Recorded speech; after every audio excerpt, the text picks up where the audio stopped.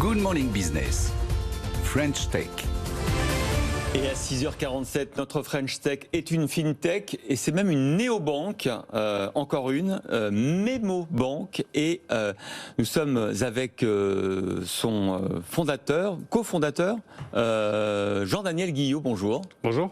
Alors, une nouvelle néobanque, mais il n'y a pas tellement de néobanques qui ont l'agrément bancaire. On en a reçu une hier, N26, qui vise le grand public, 2 millions de clients. Vous, votre créneau, puisque vous avez eu l'agrément il y a quelques mois, ce sont les PME de croissance, et notamment la transformation numérique de celles qui ont plus de 2 millions d'euros de chiffre d'affaires.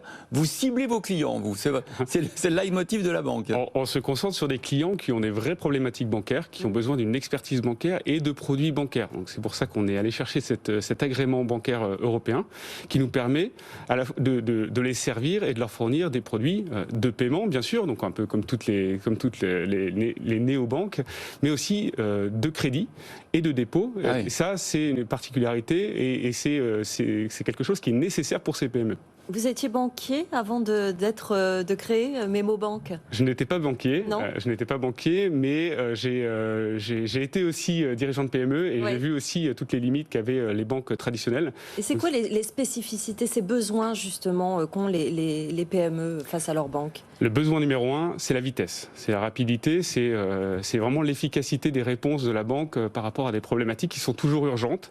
Donc on a besoin à la fois de pouvoir, en tant que dirigeant, se servir soi-même, donc avoir les outils numériques en face qui permettent de faire tout soi-même, mais aussi d'avoir un partenaire en face, un banquier, une banquière qui est capable de répondre à toutes les questions. Alors vous nous intriguez un peu, Jean-Daniel Guillot, parce que vous levez 13 millions d'euros encore aujourd'hui, après avoir levé 20 millions d'euros en juin dernier. Et puis quand on voit votre tour de table, Xavier Niel, Marc Simoncini ou encore Jacques-Antoine Granjon, on se dit que ces bonnes fées qui se sont penchées sur votre berceau, c'est sans doute parce qu'ils trouvaient qu'effectivement, il n'y avait pas pour leurs entreprises, pour les entreprises de croissance en général, pour la French Tech peut-être, un interlocuteur financier capable de répondre à leurs besoins. C'est ça l'idée de départ ?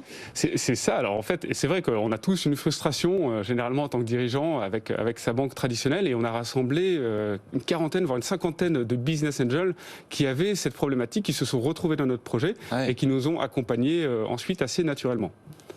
Qu'est-ce que Sandra a posé la question, mais c'est vrai, je suis encore curieux, qu'est-ce que vous apportez spécifiquement à des entreprises de croissance, à la French Tech en général, que n'apporte pas un banquier traditionnel? En quoi votre service, puis d'abord combien ça coûte, et en quoi votre service il est supérieur? Alors les PME qu'on vise sont des entreprises qui sont assez matures, qui sont assez grosses, qui sont aussi un peu structurées, qui ont parfois un comptable, une direction financière, et donc qui ont des problématiques qui dépassent juste avoir un compte courant et des moyens de paiement. Ils veulent avoir un peu plus que ça, et donc ils ont besoin de s'adresser à des banques. En réalité, ils s'adressent très très très peu à des fintech. Ils s'adressent à des banques traditionnelles. Ouais. Donc nous, on s'est positionné en tant que banque, avec tout ce que ça comporte en termes de confiance, d'agrément, aussi de réglementaire. Donc on a fait tout ce travail pour pouvoir justement les accompagner avec des solutions modernes, rapides, efficaces, et recréer cette relation bancaire qui pour nous c'était un petit peu étiolée, oui. et qui n'était plus au niveau demandé par les entrepreneurs. Les formules d'abonnement varient en fonction de la taille de l'entreprise, des services que vous offrez? Effectivement, on a trois formules d'abonnement qui vont jusqu'à 399 € dans un mode illimité, où alors on peut faire autant de virements qu'on veut. On sait exactement ce qu'on paye à la fin du mois. Ça, c'était une demande importante des entreprises qui ne savaient pas vraiment ce qu'elles payaient en termes de frais bancaires. Là, on a une facture qui est claire, qui est nette à la fin de chaque mois, et on a accès à tous les services d'une banque, du découvert, du crédit, de la gestion de trésorerie, de flux, bref, tous les services d'une banque. Là, vous visez les 4000 clients en Europe. Vous êtes à combien actuellement? Alors, on ne communique pas encore sur les chiffres, mais effectivement, notre objectif, c'est 4000 clients en 4 ans en Europe. Donc, notre objectif, c'est aussi de créer la première banque européenne, parce qu'en réalité, il n'y a pas de banque européenne pour ces entreprises. Il y a des marques européennes, donc on peut s'adresser un peu à la même enseigne un peu partout en Europe. Par contre, à chaque fois, il va falloir recommencer le travail. On est en France, on est à Lille, par exemple. Si on veut aller faire une filiale en Belgique, il va falloir recréer la relation bancaire de zéro. Ce qu'on veut vraiment faire, c'est les accompagner en Europe et qu'ils aient uniquement un interlocuteur. Alors les accompagner dans vos arguments de vente, vous dites évidemment les outils numériques, etc. Et vous dites ces banquiers de terrain. Alors comment vous pouvez avoir des banquiers de terrain alors que vous n'avez que pour l'instant 50 collaborateurs, une centaine bientôt?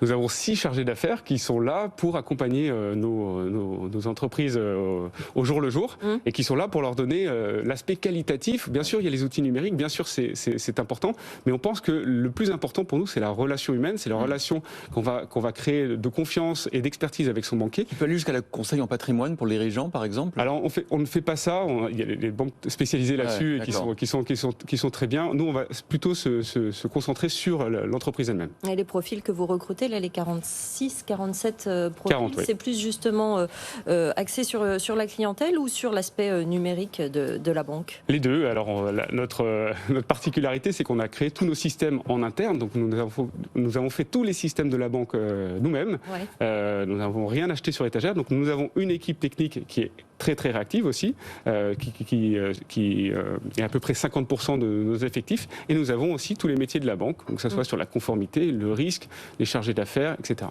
Il y a 3 ans pour avoir l'agrément, mais ça y est, vous l'avez maintenant. Vous êtes une vraie banque, néobanque, oui. Mais vraie banque. Voilà, Jean-Daniel Guillot, cofondateur et président directoire de Memobank. Merci d'avoir été avec nous ce matin. Dans quelques minutes, c'est le journal. On va parler d'aviation durable. D'aviation durable, d'aviation du futur, avec le nouveau moteur qui consomme 20% de moins de CFM, General Electric et Safran, et jusqu'à 80% d'émissions en moins si on met du biocarburant.